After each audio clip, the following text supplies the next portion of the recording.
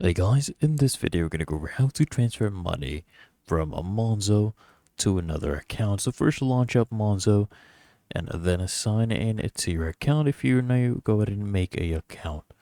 Now, once you're in Monzo, click on this transfer icon, okay?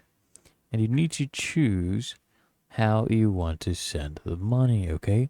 So choose that and then I want you to put in how much you'd like to send. So let's say you want to send $9.95. Go ahead and click on next after you've inputted the amount. Then enter your personal card PIN. Okay, so go ahead and do that. And once you have confirmed everything, click here on next. And there you go. You can share your payment link. Okay, and transfer money from Monzo to another account. Really that easy and simple. If you found this helpful, make sure you smash the like button and subscribe to Sasha Gemar. I'll see you in the next one.